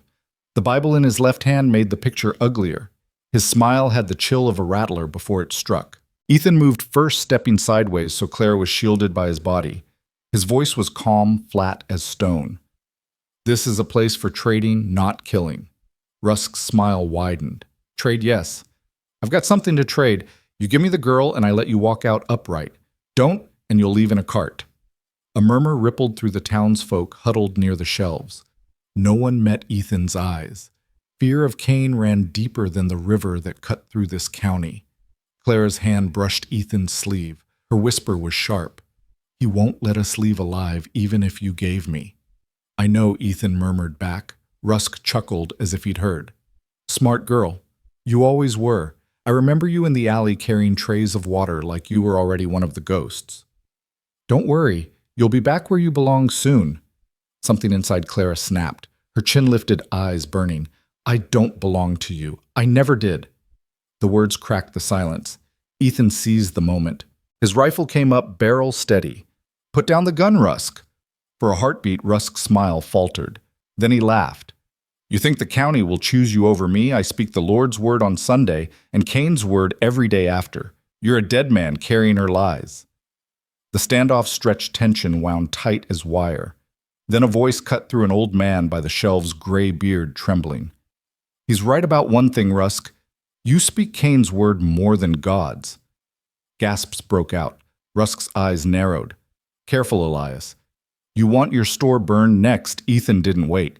He stepped forward, rifle trained, and shoved Rusk back through the doorway. They hit the dust outside boots grinding gravel. Townsfolk spilled to the porch, watching from behind crooked posts. Last chance, Ethan said low. But Rusk wasn't built for surrender. His hand twitched for his pistol. Clara shouted, Ethan. The shot cracked the air. Dust plumed. When the smoke cleared, Rusk lay on his back, Bible sprawled in the dirt, pistol inches from his hand. Blood spread beneath him like ink on blotter paper. Ethan stood above chest heaving. He hadn't wanted another death in front of Clara, but the choice had been made. A boy near the hitching post whispered, He killed Rusk.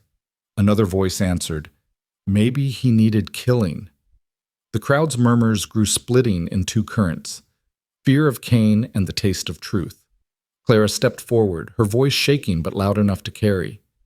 You all know what he was, what Cain is. I heard the names. I saw the ledger. Girls stolen, sold, broken. Rusk kept the keys. You've all looked away, but not anymore. Silence followed heavy as a storm. Then the old man, Elias, said again, firmer, She's telling it straight. I've seen men led to that alley and never walk out. It's time someone stood against it. The crowd wavered. Some looked down.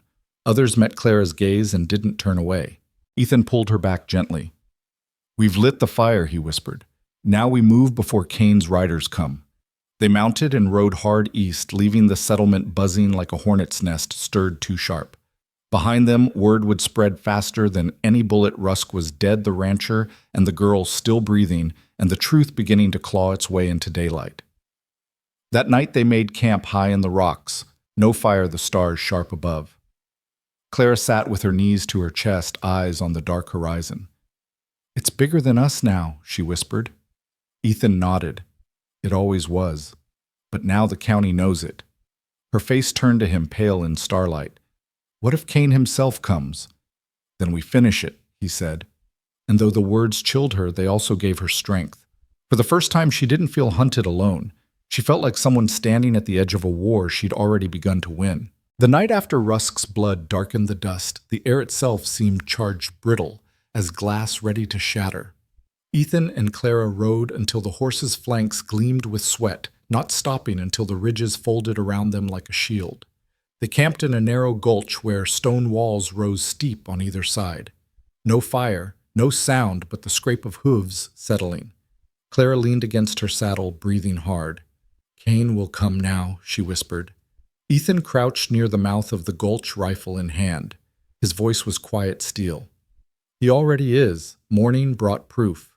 Tracks cut across the valley floor, fresh wide a dozen riders at least. Clara stared at them, her throat tightening. We can't fight that many. Ethan's eyes scanned the horizon. Not head on, but a herd moves where you drive it. We'll choose the ground. They climbed higher into the backcountry where pines knotted tight and granite broke into sharp teeth. Here, Ethan set his traps, deadfall logs braced on wedges, loose scree, balanced to tumble snares hidden in choke points. Clara worked beside him, her hands raw, her eyes sharp. "Why show me all this?" she asked. "Because the day might come when you need to do it without me," he said. Her breath caught, but she nodded. "Then I'll learn faster." By dusk, the riders arrived. Dust rose from the valley, the sound of hooves carrying like thunder. Ethan and Clara crouched behind stone, watching them spread in a fan across the basin. At their center rode a man, broad-shouldered, face red as the canyon wall, a badge glinting on his chest. Jedediah Kane himself. Clara's breath hitched. Memories pressed sharp, the sound of boots in the alley, the laughter of deputies, the jingle of keys in Rusk's hand. She gripped the rifle so hard her knuckles blanched. Ethan's eyes never left Kane. "That's him." "Yes," Clara whispered. "That's him." Kane's voice carried loud and taunting. "Graves, you think you can hide behind rocks? You've got my property, and I'll take her back with your blood still wet on her dress." Clara trembled, fury rising hotter than fear. She shouted down from the ridge, her voice breaking but fierce. "I'm not yours. Not now. Not ever." A ripple ran through the men below. Some shifted in their saddles. Kane snarled, face purple. "Bring me their heads." Gunfire split the dusk. The first riders charged the gulch. Ethan's trap sprung. Logs thundered down, smashing into horses, scattering men in chaos.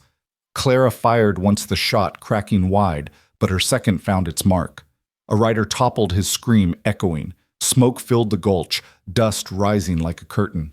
Ethan fought steady, his rifle spitting flame, each shot measured. Clara reloaded with shaking hands, then steadied and fired again, the recoil bruising her shoulder. The fight raged into night. One by one, men fell to stone to lead to traps sprung in the dark. But Kane's voice rose above it all, roaring like a storm. "You can't kill a county Graves." "You can't kill me," Ethan answered with a shot that whistled past Kane's hat brim, close enough to shear a feather from its band. The sheriff jerked back, cursing, then pulled his men into retreat. The canyon swallowed them in echoes. Silence returned, broken only by Clara's ragged breathing. Her hands shook as she lowered the rifle. We lived." Ethan checked the horizon, his chest heaving. "For now." Clara turned to him, eyes burning. "You said I carry the truth. Then we have to use it. The ledger, my testimony, it's enough to strip him bare. If we don't, he'll keep coming and more girls will vanish into that alley." Ethan studied her face in the moonlight. She wasn't the hollow girl under the juniper anymore. She was steel-battered but forged. "We'll ride east," he said. "Find that judge. Put Kane's name in daylight." Her voice didn't waver. "And if he comes again before we reach him," Ethan chambered another round, the sound sharp in the night. "Then we finish what started today." Clara nodded, gripping the rifle close. The girl who had whispered, "I'm filthy inside and out," was gone. In her place stood a woman ready to fight for more than her own breath. The war for the county had begun, and dawn would not come gentle. The morning after Kane's retreat, the plateau held its breath. Smoke still lingered from burned brush, and the stench of powder clung to the rocks. Clara woke stiff, bruised from recoil and raw from fear that had nowhere left to hide. Ethan crouched at the rim of the gulch, scanning the valley below with his good arm braced against his knee. His shoulder was wrapped tight, but his eyes were sharper than ever. "They'll come again," Clara said, voice husky. "Yes," Ethan replied, "but not until Kane licks his wounds. He'll want a bigger show next time." She sat beside him, knees pulled up. "Then we don't wait. We take it to them." Ethan's gaze flicked toward her. He saw the steel there, the ember turned flame. "To Abeku." To the judge she corrected. "If Kane owns the county, then we carry it past his reach. Let a court hear. Let them all hear." He studied her for a long moment. "You ready to stand in front of strangers and tell them the things they did to you?" Her throat bobbed. She swallowed once, twice, then lifted her chin. "I'd rather bleed telling the truth than live quiet while more girls vanish." Something settled between them then. Not just survival, but a shared decision. By midday they were in the saddle. Ethan guided them east along forgotten wagon tracks over land where grass grew knee-high and antelope watched from ridges. Clara rode close, the ledger bound in oilskin tied tight against her pack. She carried it as if it were scripture proof of evil, written in numbers and names. That night they found shelter in the ruins of a mission wall's roofless but stone still standing. Clara lit a small fire in the hearth, while Ethan checked the shadows for eyes. The flames warmed the cracks in their faces. She sat across from him, comb in hand, pulling it through her hair with deliberate strokes. "You know what they'll call me," she said quietly. "Liar. Whore. A woman too broken to be believed." Ethan's voice cut firm through the dark. "They'll call you witness, and I'll stand beside you until they do." Her lip quivered, but she didn't look away. The next day, they reached a crossroads town where a circuit judge was rumored to ride through once a month. The town was small, but tense eyes flicking toward posters nailed to walls. One fluttered in the wind outside the saloon, "Ethan Graves wanted for murder." And beneath it, a rough sketch of Clara with the words "fugitive, harboring lies." Clara froze, staring at the paper. Her breath caught. "They've made me the crime." Ethan tore it down, crumpled it in his fist. Paper don't change the truth. But the crowd that gathered told a harder story. Men muttered, women pulled children aside, suspicion thick in the air. Only one figure stepped forward, a wiry man with a badge tarnished by years of sun. Deputy Marshal Cole. "You Graves?" he asked. Ethan's rifle stayed at his side. "I am." The marshal's eyes shifted to Clara. "And you're the girl Kane claims Clara's fists balled. I'm the woman who can ruin him." She pulled the oilskin from her pack, slapped it against his chest. "Ledger. Names. Proof. Take it." Cole's eyes widened as he thumbed the pages. His jaw tightened. "If this is real?" "It is," Clara snapped. "I lived it." For a long beat, silence held. Then Cole nodded once. "The judge rides in tomorrow. You'll speak. But understand, if Kane gets wind of this, he'll bring more than deputies. He'll bring the county." "That's fine," Ethan said, voice iron. "Let him."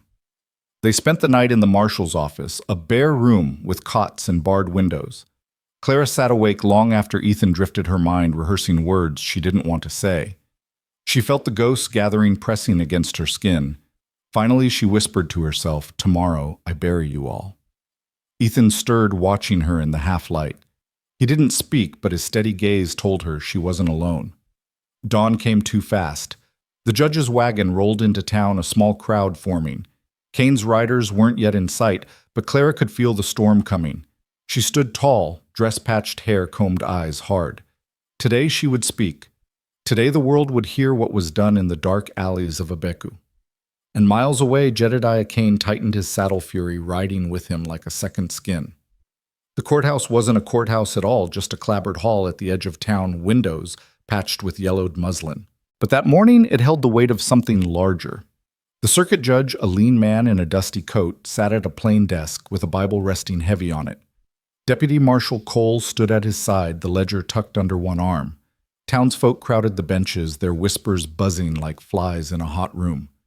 Ethan stayed near the door, rifle leaning casual against his leg. He looked like a man carved from the threshold itself. If trouble came, it would have to walk through him first. Clara sat straight in a wooden chair, hands folded tight in her lap. Her voice shook only once when she began, but steadied as the words came. She spoke of the silversmith house, the girls, the laughter of deputies, the cold rattle of keys in Rusk's pocket. Each sentence cut raw through the silence. Some in the crowd looked away. Others leaned forward, faces tightening with anger or shame. Cole laid the ledger open, columns of dates and initials bleeding in neat ink. "It matches what she says," he told the judge. "Payments. Roots." Rusk's hand in it, clear as sunrise. The judge's gaze shifted to Clara. "You understand, child, what you've spoken could hang a sheriff." Clara lifted her chin, then let it. The murmur broke, hushed voices swelling. And just as the judge raised his hand for order, the sound of hooves thundered through the street outside. Men turned toward the windows. Dust rose in the square. Jedediah Kane rode at the head of a dozen men, his badge gleaming, his voice booming like a drum. "That ledger's mine, and the girl's a liar. Hand them over, or I burn this town to cinders." Fear rippled through the benches. Mothers clutched children. The judge stood face pale. "We'll hear no justice with guns at the door," he whispered. Ethan's hand closed on the rifle. His voice carried steady. "You'll hear it anyway." The doors banged open. Kane strode in, hat low, eyes blazing. His deputies fanned behind him, rifles raised. He looked at Clara and sneered. There she is. My runaway. Clara stood trembling, but her voice rang clear. I was never yours. The judge tried to speak, but Kane cut him off with a roar. Shut your mouth. This county's mine. My law, my rope, my word. And you, his finger stabbed at Clara. You're filth dressed as virtue. Graves, step aside or I'll lay you in the ground with the rest of the fools. Ethan stepped forward, rifle barrel lifting slow and sure until it leveled at Kane's chest. You'll take your men and ride out, he said, or this ends here. The deputy's tensed fingers twitching at triggers. The air was thick, brittle, ready to break. Kane's laugh cut through it, harsh and ugly. You think one rancher and a broken girl can fight a county? Clara's voice cut sharper than his. Not a county. Just you. And the truth. Her words hit like a bullet. For the first time, Kane's smile faltered. Murmurs rose in the crowd, soft at first, then louder. Men who had lost daughters, wives who had whispered rumors, boys who'd run errands to the alley and seen too much. Their voices gathered like storm wind. She's right. He's been running it all along. Ledger don't lie. Kane roared, shoving past, but Ethan fired a warning shot that split the floorboards at his boots. The deputies jerked back. Townsfolk surged to their feet, some clutching tools, some fists, all eyes on Kane. Your county's done listening to you, Ethan said. The judge slammed his palm on the desk. Jedediah Kane, you'll stand trial. Put down your gun. For a heartbeat, Kane's hand hovered near his holster. Then he snarled and drew. The hall erupted. Ethan's rifle cracked. Deputies fired. Wild glass shattered from the windows. Clara dropped to the floor, covering her head, but through the chaos she saw Kane stagger, clutching his side eyes wide with rage and disbelief. He fired once, twice bullets, chewing into the ceiling. Then he fell face-first, badge, flashing once in the dust before going dark. The gunfire stopped. Smoke hung thick, ears ringing. Ethan lowered his rifle. Clara rose on trembling legs, staring at the body. For the first time since the juniper tree, she felt her chest fill all the way. The crowd surged forward, voices shouting, some weeping, some cursing Kane's name. Cole raised the ledger high. This is the truth, he shouted. And it's enough to clean the rot from this county. Clara turned to Ethan, eyes brimming. It's over, she whispered. He shook his head.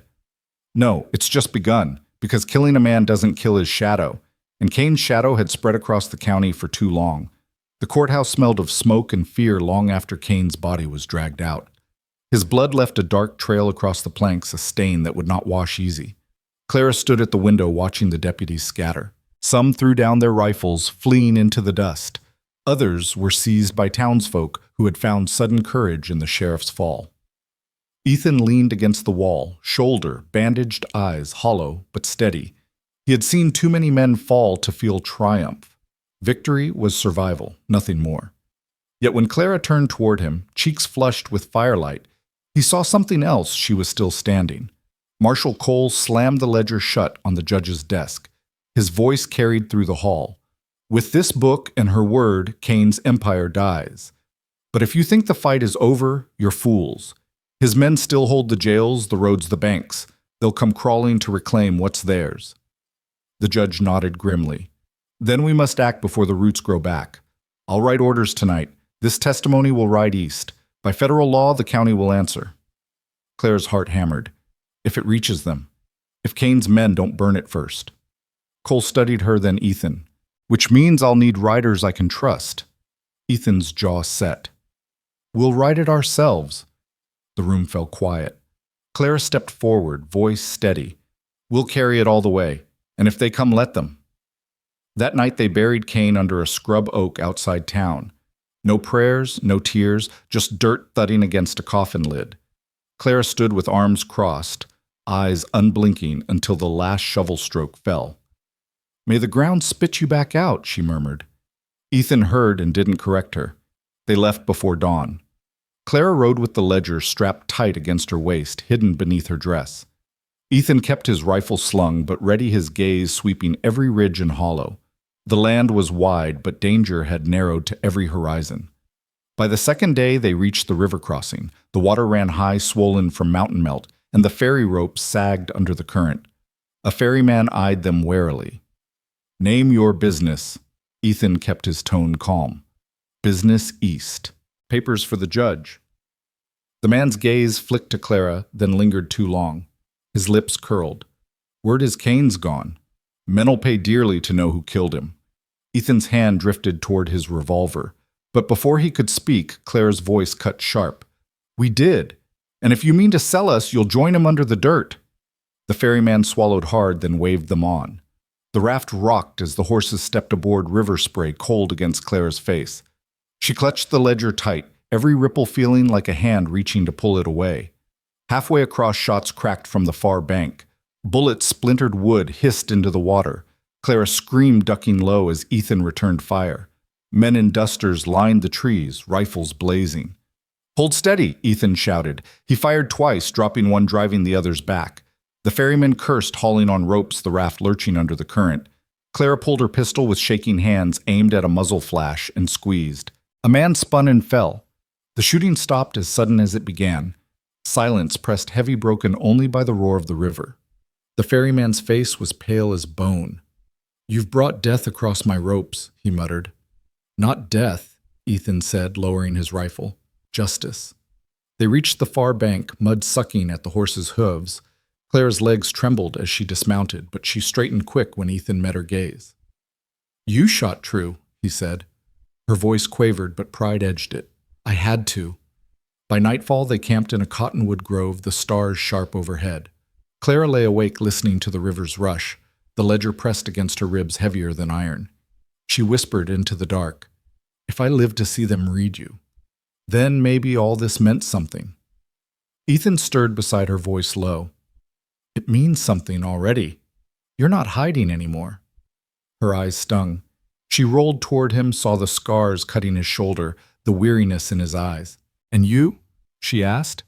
He stared at the fire until it burned low. I'll keep standing until you don't need me to. Clara reached out, fingers brushing his bandaged arm. For the first time, neither of them pulled back. The journey east stretched long, but the fire they carried burned brighter than the shadow chasing them. The road east wound across plains that seemed endless, the grass bending in waves beneath the wind. But Clara felt the ledger at her waist like a heartbeat, each mile heavier than the last. They stopped only to water the horses, to swallow bread, gone hard, to snatch fragments of sleep under the stars. Every sound in the dark made her hand twitch toward her pistol. Ethan never slept more than an hour at a time, his eyes catching shadows, even when the fire burned low. On the fourth morning, the horizon shimmered with dust. A line of riders was following. Clara's chest tightened. They've found us, she whispered. Ethan swung into the saddle, jaw clenched. Then we don't run, we make them chase on our terms. They pressed hard into a canyon where the rocks rose steep and red. The hoofbeats echoed behind them, closer, closer, until voices barked orders. Clara gripped the reins, her knuckles white. At a narrow bend, Ethan pulled up. Here, he said, we turn and fight. Clara's breath caught. There are too many. Not if they can't all come through at once. The canyon pinched to a throat of stone. Ethan knelt by a ledge, rifle braced. Clara crouched beside him, pistol trembling in her hands. The first rider rounded the bend, face twisted in fury, one of Kane's deputies. Ethan fired. The man toppled from his horse, blocking the path. Behind him, chaos erupted, horses screaming, men shouting. Gunfire rattled, sparking off the rocks. Clara fired, blind ears ringing, heart hammering. A bullet grazed her arm. She cried out, but didn't drop the gun. She saw a face in her sights, pulled the trigger, saw him fall. Ethan kept firing, methodical, every shot counting. Dust and smoke filled the canyon until it was hard to breathe. Then the riders broke. Shouts faded, hooves retreating, leaving silence broken only by the wind's whistle through stone. Clara sagged against the wall, chest heaving. Ethan dropped beside her, sweat streaking his brow, blood darkening his bandage. They'll be back, she panted. He nodded. Then we ride faster. By dusk, they reached the edge of the county, the land softening into wheat fields dotted with lanterns. A church bell rang in the distance. Clara pulled her horse to a halt, tears blurring her vision. We made it. Ethan followed her gaze. Ahead, a federal marshal's camp stood ringed by wagons, flags fluttering in the twilight. Soldiers moved between fires. The judge was there waiting as if he had known they would come. Clara dismounted on shaky legs, clutching the ledger. Her boots sank into the soft earth as she walked toward the firelight. Every step was an act of defiance, every breath a prayer. She laid the book in the judge's hands, her voice breaking.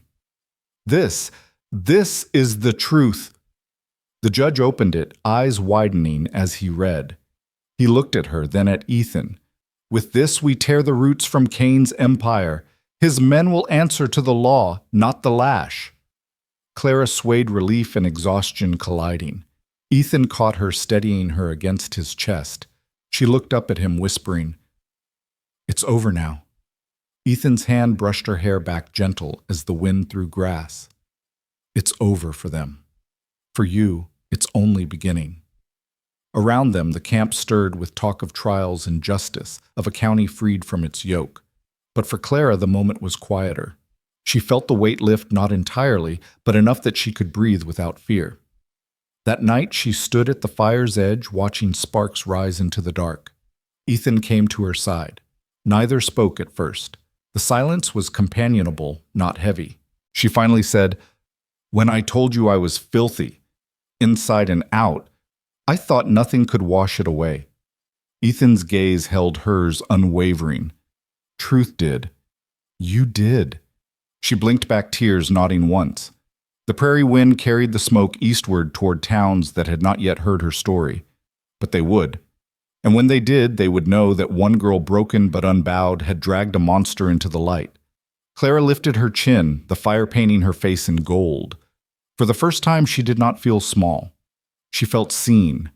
And beside her, Ethan stood watch, not as her savior, but as her witness. Your thoughts will help us create meaningful stories. And if you want to hear more powerful healing stories like this, don't forget to subscribe to the channel. Click the bell icon so you don't miss any new episodes. And most importantly, share this video with people who need a little hope today.